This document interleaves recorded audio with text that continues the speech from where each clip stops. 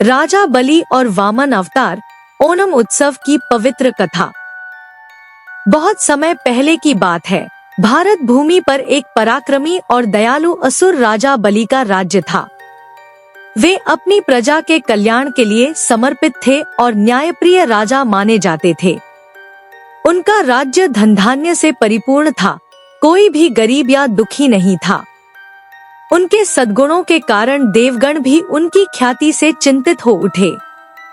नमस्कार दोस्तों, आइए महान दानवीर विष्णु भक्त राजा बलि के कुल के बारे में जानते हैं। महर्षि कश्यप प्राचीन भारत के एक महान ऋषि थे, जिन्हें सृष्टि के प्रमुख प्रजापतियों में से एक माना जाता है। वे महर्षि मरीचि के पुत्र और ब्रह्मा के मानस पुत्र थे। महर्षि कश्यप की 13 प्रमुख पत्नियां थीं, जो दक्ष प्रजापति की पुत्रियां थीं। राजा बलि महर्षि कश्यप और उनकी पत्नी दिति के वंशज थे। वे दैत्य असुर कुल से संबंधित थे और महाबली प्रहलाद के पोते थे।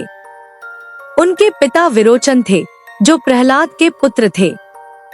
राजा बलि को अपने दादा प्रहलाद से भक्ति और धर्मपरायणता की शिक्षा मिली थी, और वे भी उतने ही दानवीर, प्रतापी और धर्मपरायण शासक बने। राजा बलि ने अपने पराक्रम और दानशीलता से तीनों लोकों पर अधिकार कर लिया था। यह देख देवताओं ने भगवान विष्णु से प्रार्थना की कि वे कुछ करें। तब भगवान विष्णु ने वामन अवतार धारण किया। एक छोटे ब्राह्मण बालक के रूप में वे राजा बलि के पास पहुँचे जब राजा बलि एक भव्य यज्ञ का आयोजन कर रहे थे और यज्ञ पूर्ति पर किसी भी याचक को इच्छित दान देने को तत्पर थे। उसी यज्ञ में वामन ऋषि रूप में भगवान विष्णु वहां आए और राजा से दान मांगने लगे। तब असुरों के गुरु शुक्राचार्य ने वामन रूप लिए भगवान विष्णु को पहचान लिया और राजा बलि से कहा कि वे इस वामन के छलावे में न आए, क्योंकि ये वामन रूप में स्वयं विष्णु है और देवताओं के लिए स्वर्ग मांगने आए हैं। तब राजा बलि ने प्रेम पूर्वक कहा कि अगर ये स्वयं भगवान है तो मैं इस अवसर को कैसे जाने दे सकता हूँ। जगत के पालहार मेरे सामने याचक बनकर आए हैं। और राजा बलि ने कहा, हे ब्राह्मण देव, जो भी चाहिए मांग लीजिए। वामन मुस्कुराए और बोले, मुझे केवल 3 पग भूमि चाहिए। राजा बलि हंस पड़े और बोले, इतना ही? मैं आपको पूरे राज्य का दान दे सकता हूँ, फिर केवल 3 पग भूमि क्यों? लेकिन वामन ने अपनी बात पर अटल रहते हुए केवल 3 पग भूमि ही मांगी। राजा बलि सहर्ष दान देने को तैयार हो गए। जैसे ही राजा बलि ने संकल्प लिया, वामन का आकार विशाल हो गया। उन्होंने एक पग में पृथ्वी और दूसरे पग में आकाश नाप लिया। अब तीसरा पग रखने के लिए कोई स्थान नहीं बचा। राजा बलि मुस्कुराए और बोले, हे प्रभु, तीसरा पग मेरे सिर पर रख दीजिए। भगवान विष्णु अत्यंत प्रसन्न हुए और बोले, राजन, तुमने अपनी वचनबद्धता, दानशीलता और त्याग से महानता को सिद्ध कर दिया है। मैं तुम्हें सुतल लोक का स्वामी बनाता हूँ। सुतल लोक सप्त पातालों में से एक है और यह स्वर्ग से भी अधिक सुंदर और समृद्ध लोक है, जहाँ तुम्हारा राज्य अनंत काल तक रहेगा।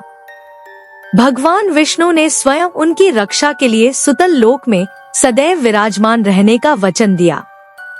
राजा बलि ने सिर झुकाकर भगवान विष्णु का आदेश स्वीकार कर लिया, लेकिन उनकी प्रजा दुखी हो गई। तब भगवान विष्णु ने राजा बलि को वरदान दिया कि वर्ष में एक बार वे अपनी प्रजा से मिलने पृथ्वी पर आएंगे और इसी दिन को केरल में ओणम के रूप में मनाया जाएगा।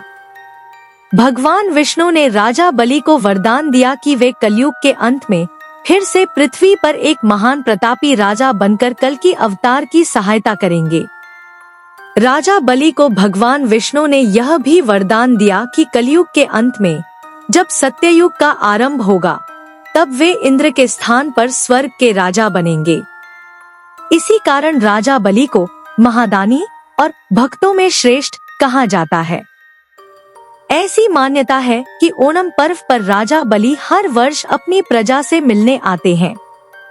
केरल के लोग इस दिन राजा बलि का स्वागत करने के लिए घरों को फूलों से सजाते हैं, पारंपरिक व्यंजन बनाते हैं और प्रेम और सद्भाव का प्रदर्शन करते हैं।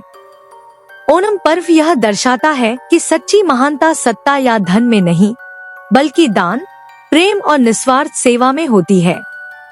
राजा बलि ने दिखाया कि सच्चा राजा वह होता है जो अपने लोगों के लिए त्याग करने को सदैव तैयार रहता है।